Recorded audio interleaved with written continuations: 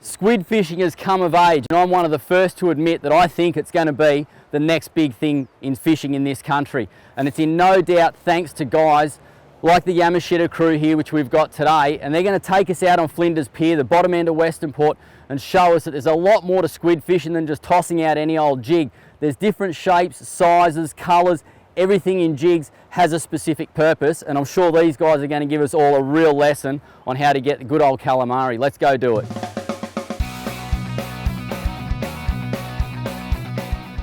Now, Yasushi, the feeling shaft squid rod, it's not a normal fishing rod, is it?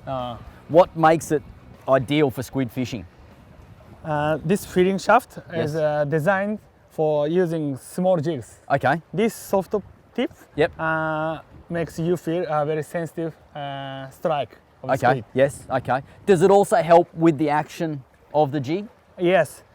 Very hard action rods, it's difficult to control with small jigs. But this soft tips makes any kind of action with small jigs. Yeah. And what happens, because for you guys out there, a lot of people don't realise squid rods are also rated for the size of their squid jigs, just like our spin rods might be rated, you know, for 10 to 18 gram.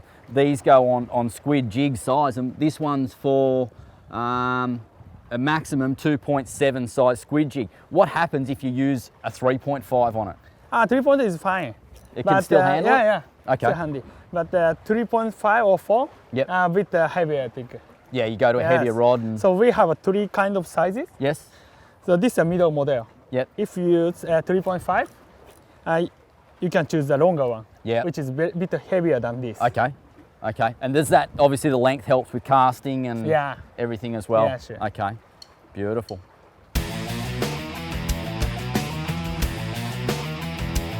Taro, we've both got very different jigs. Yes.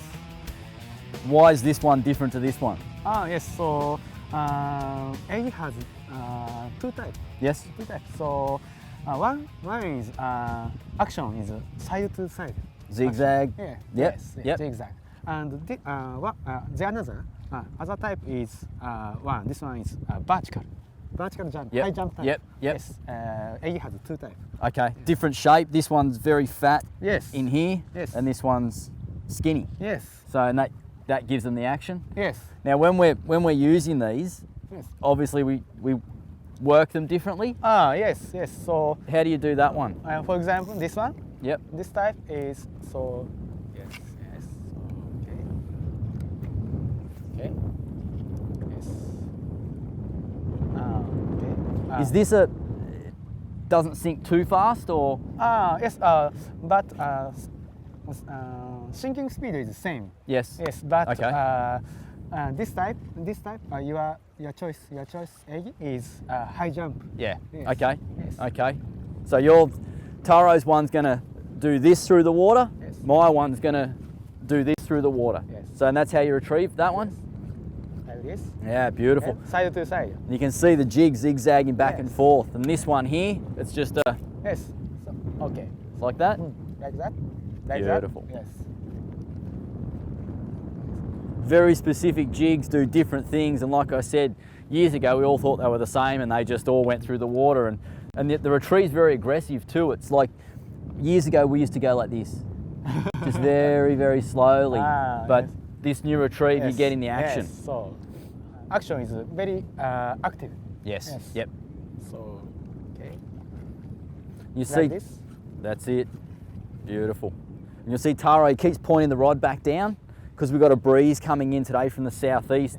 He's got this belly in his line, and by holding that rod down in between each retrieve, it stops the jig from being dragged in the wind.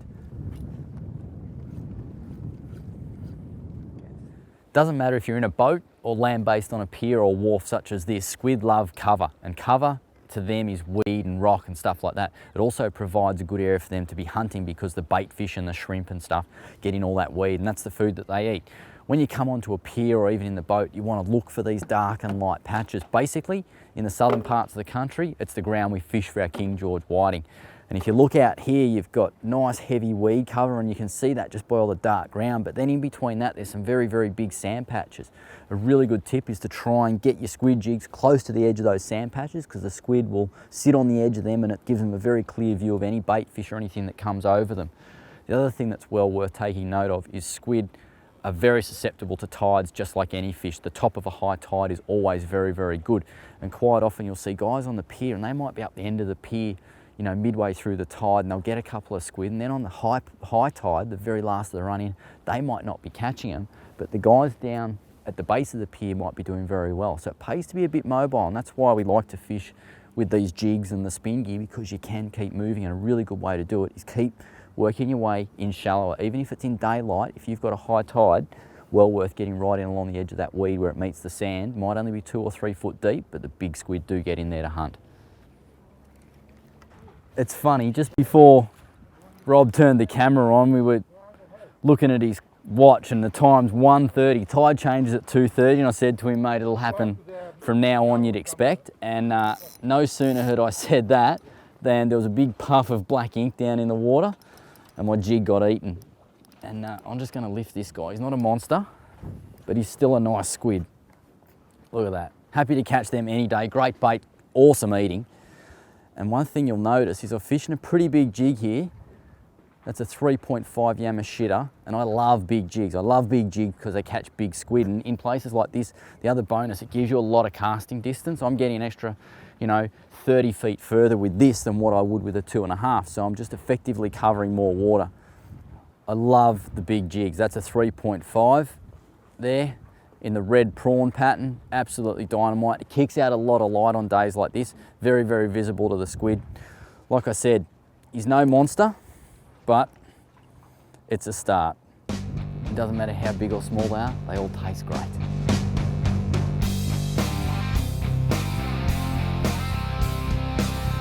Now, one really good thing with the Japanese is nothing goes to waste, and that's how come they have all the good ideas and all the good ways to look after your fish. Now, if you know about tuna and things like that, you would know that they spike them and they core them, and they do a thing called icky spiking to all their fish. And what it does, it kills the fish cleanly, allows the meat to relax and makes it taste far better. They go so far that you can even do it with squid. And this is a specially designed spike for killing your squid, so he doesn't just die in the bucket and end up quite tough. This will make it better on the plate for eating. Very, very simple. It's got a wide little sharp blade on it like this, and we just get him in and straight down through there. That squid is now dead, and he's going to taste a whole lot better on the plate. The other cool thing this icky spike's got is for your squid jigs, and on your smaller squid jigs especially, they've got very fine prongs or spikes, and if you get them snagged, you can sort of straighten them out. This, very simply, you stick that little bent piece over there and you can bend your prongs back into shape. Pretty simple, but very, very nifty little idea. One of the things I really love about squid fishing is anyone can do it. You can use any old spin reel to do it. Sure, you can have the great gear and go right in depth with it, but most of all, it requires minimal tackle, and if you keep yourself light and mobile, you will catch far more squid because you can walk up and down the piers and along rocks and things like that. For me, very simply, a little bum bag just like this. You've got a set of clippers on a zinger to tie your leaders and tie knots and stuff like that. Bit of spray there, it's a scent, and this is actually a squid formulated scent, and it's designed to attract squid. Works very, very well. And it's exceptionally good if the water's a little bit dirty. Probably helps those squid find that jig just that little bit easier, because squid have phenomenal sense of smell. Well worth having. A few spare rolls of leader, 6, 8, 10 pound stuff like that. If the squid are a bit touchy or the water's shallow and very clear, well worth going down to lighter leaders, just like you would in any sort of brim fishing situation. Inside here, I've got a couple of pockets, got some pliers, a torch for at night, things like that. Another little squid box here, which has got some smaller size squid jigs in it, sort of that 2.5 size, which will probably be the most popular in this country. Then on here, I've got a bigger case like this, which has got a whole lot of other jigs, just like that. The whole idea of these pockets, it keeps them nice and clean, keeps the feathers straight on the side of the body, just like that, and it allows them to dry. Keeps them in good condition. So keeping yourself mobile will get you more squid every day of the week. Nice and easy. You just clip this around your waist, just like this. we're off fishing. I've even got a couple of plastic bags tucked in one of the little pockets so that when you do catch some squid, straight in the bag, head home and you've got yourself either great bait or a great feed. Now, Yusashi, when you're chasing squid, how important is the leader? Yeah. Got to be light? Yes, right. Yeah, what's your favourite for small jigs like this? What's your favourite sort of leader size? Yeah, leader size is 6 pound. Yep.